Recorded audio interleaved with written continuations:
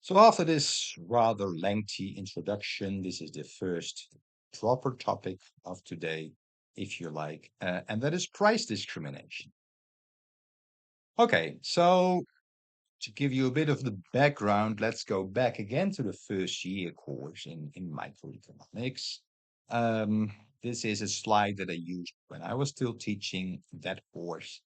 So let me talk you through it. So suppose that I have a bakery at the Seneca complex, and that bakery is a local monopolist. So I can just decide which prices I'm going to set. I don't have to worry about any competitors.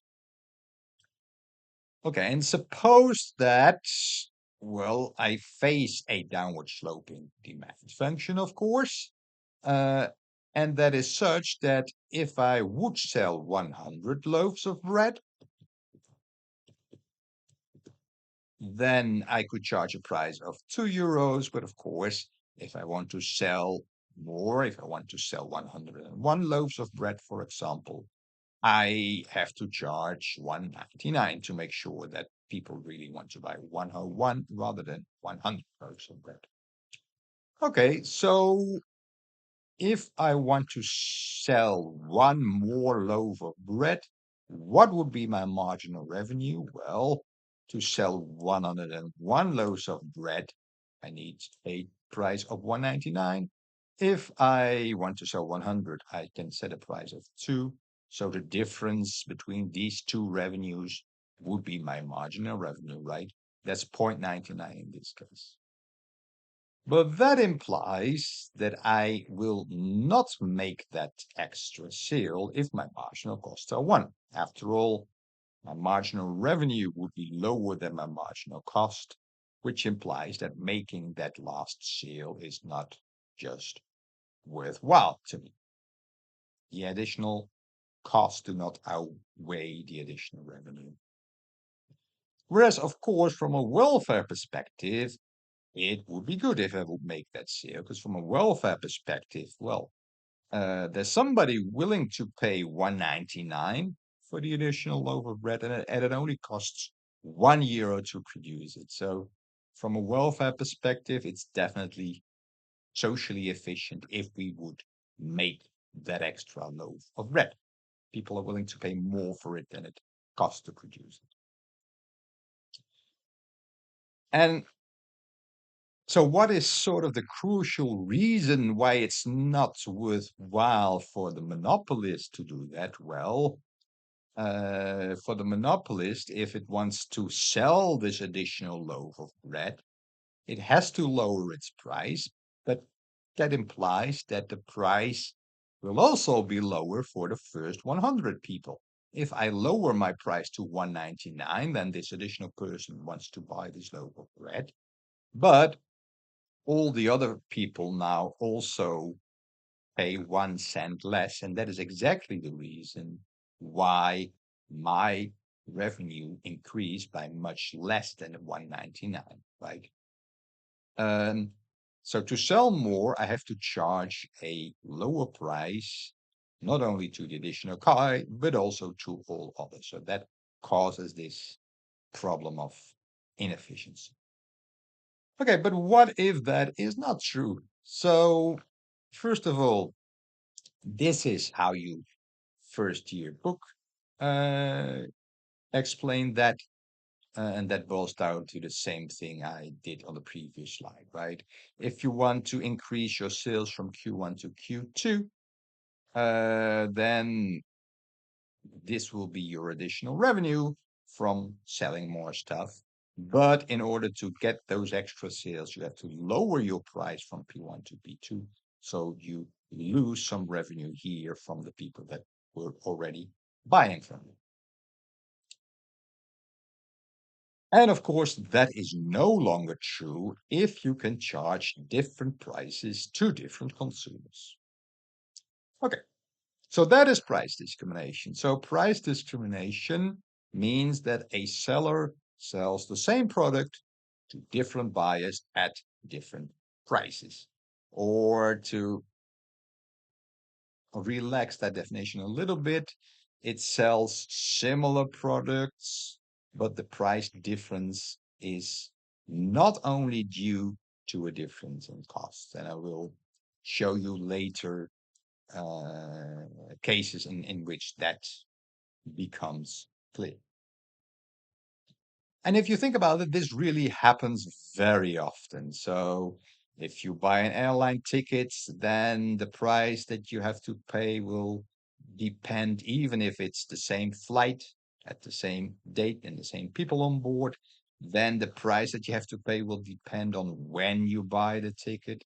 It also depends, of course, whether you travel business class or tourist class. Um, Often you pay less if your stay includes a Saturday night. It depends on when, how, where you buy, etc. Um, so same product essentially, but different prices. In telecom, something similar is true, right? If you buy your mobile phone subscription, then how much you have to pay. Well, you can choose between different packages. You can choose between 5 GB, 10 GB, and usually the bigger your package, the lower the price per gigabyte. So also in that case, you get a quantity discount, but that means that for the same product, you pay a lower price. Trains are a good example as well. If you go by train, and if you go online to the NS app in advance, then you may get a better price. If you travel in off-peak periods. If you are an elderly citizen, you will get a senior citizen discount. There's first and second class. They are not exactly identical, but the price difference between those two is much bigger than the cost difference for the railroad company. So that's where that definition kicks in. Um, but again, when you travel, how you travel, whether you're a student, whether you're a senior citizen, whether you have a yearly travel card, etc. All that affects the price that you pay for your train ticket. Quantity discounts are already discussed, and another example on your electricity is your electricity bill, where you pay a fixed fee to get access, and then you pay a price per unit for the electricity that you actually use. So also that would be price discrimination, since how much you pay per unit depends on how much you use. There are quantity discounts involved. And online, there's a lot of price discrimination going on, often referred to as dynamic pricing there. And I will give you a couple of examples for that as well. Okay, so here's an example of flights. So this is already pretty old, but it's a very neat illustration of what happens. So here you see two curves.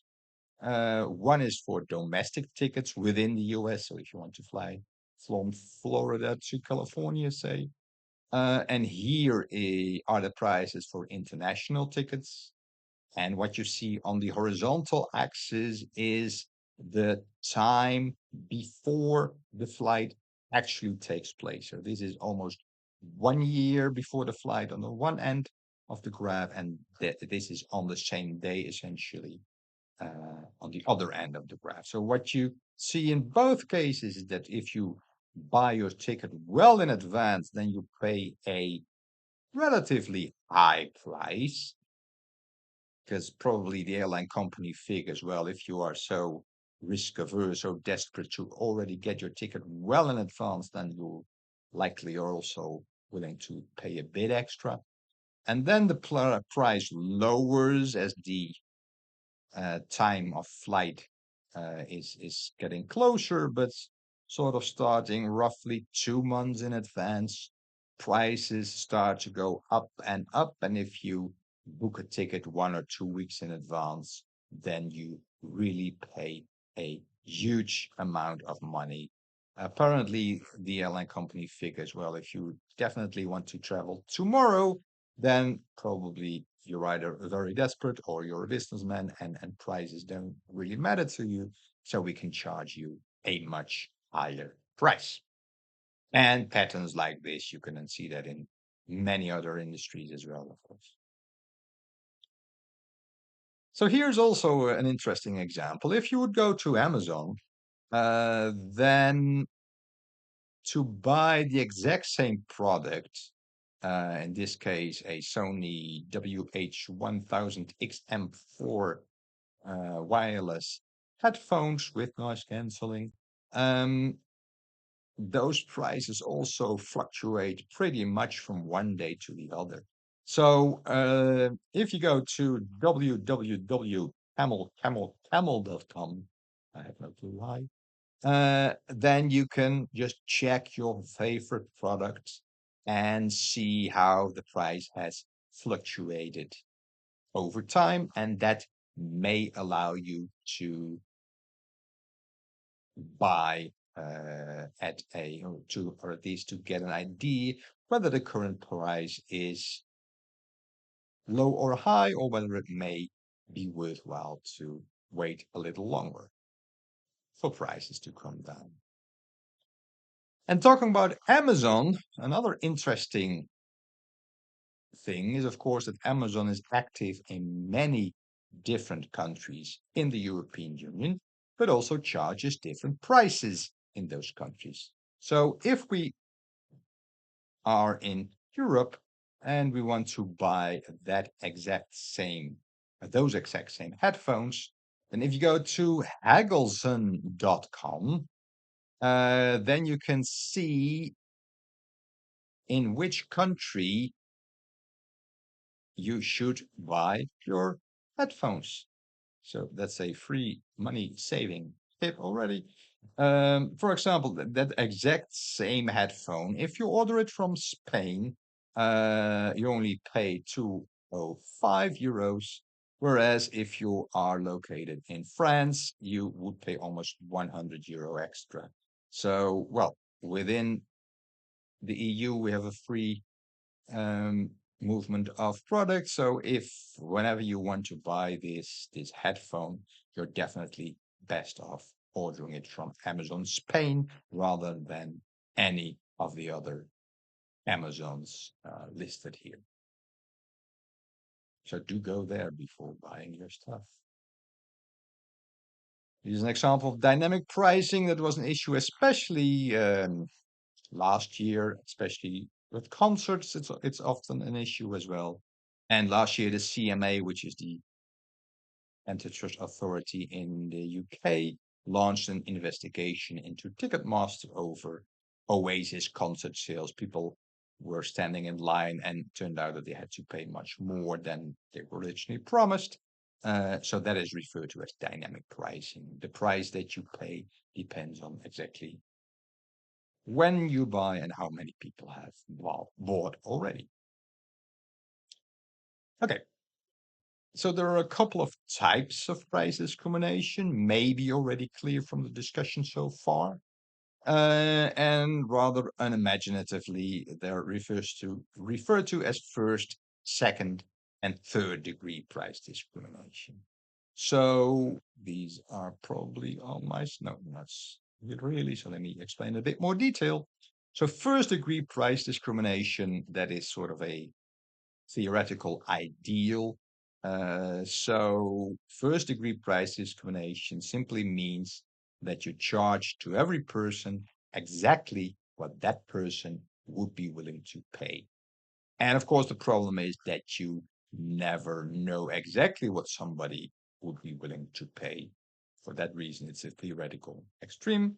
But of course, the reason that all the websites keep tracking you and keep putting those cookies on your web browser is exactly to try to find out as well as possible um, how much you would be willing to pay. Amazon hires dozens of PhD economists every year to sort of try to figure out what is the optimal price they could charge you and how they could tweak that algorithm.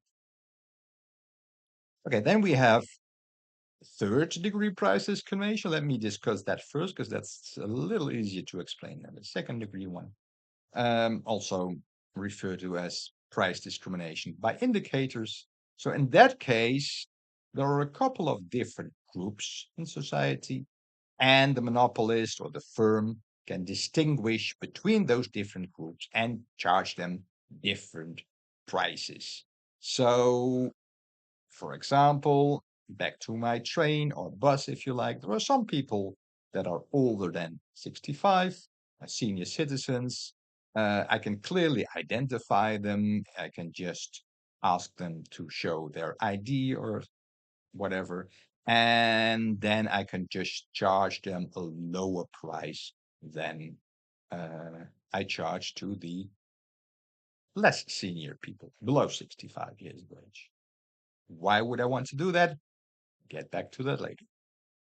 What is important, of course, is that we can avoid arbitrage. So arbitrage would be a case in which somebody else can just do the buying and can sell it on to somebody else who is not entitled to the low price. Bit more concrete, buses often give a discount to senior citizens, but bakeries don't. Because if bakeries would offer a senior citizen discount, then I would just send my grandmother to the bakery and let her buy my bread. So that would be an example of arbitrage. Then the last option, and the most interesting option, we will also get back to that, is second degree price discrimination by self-selection. So in that case, there are these different groups of consumers out there. Some are willing to pay a bit less. Some are only willing to pay a bit more, other way around, whatever, you get the idea. Um, but I'm not able to really distinguish between those two groups. Or I am able, but I'm not allowed to charge prices based on that. So in that case, I could try to design my products in such a way that people are going to self-select, that people are going to reveal themselves by the choices that they're going to make. Okay, that still sounds very vague, but I will give many examples later in which that becomes more clear. So, three types of price discrimination. So here are a couple of examples. Senior discounts. You have to prove your age to get the senior price. So that will be second degree, right? Student discounts, same story. To get the discount, you have to prove that you're a student. So that will be second degree price discrimination. But then business class. Well, if you want to fly, you can choose business class or tourist class. But, well, the airline company cannot really distinguish between those two groups. It cannot say, well, you're a businessman, so you have to pay more. But what it can do is design the products, design the different classes in such a way that business people voluntarily choose to fly business class and pay a bit more. So that will be second degree price discrimination. And again, I will be more elaborate on that later. Mobile phone, similar story, also second degree. There are heavy users, there are light users. So what I can do is to design my bundles in such a way that everyone chooses what's best for them and thereby reveal their type. So there you have it, third degree, second degree, and second degree. Okay, so a bit more detail. Here's first degree price discrimination. So suppose that this is your downward sloping demand function, and suppose you're able to charge everyone exactly what they're willing to pay. So this person here, we're able to charge them that price. That person here is willing to pay this amount, and you're able to charge that. So what happens in that case? Well, then my firm, back to my bakery, if the firm is able to do that, it will charge everybody exactly their willingness to pay. And it also means that it's willing to supply up to marginal cost, right? If my willingness to pay is slightly higher than marginal cost, this monopolist is still willing to provide me with bread, and it will be willing to do so for everyone who has a willingness to pay higher or equal to marginal cost. And interesting thing to note, that would imply that this monopolist would end up at a socially optimal outcome, right? Because prices will, everybody who is willing to pay more than marginal cost will end up buying the thing, and that is socially efficient. The only difference, of course, with perfect competition is that all the surplus now ends up at the bakery. These will be the profits of the bakery, and consumer surplus will be zero since everybody pays exactly what they are willing to pay.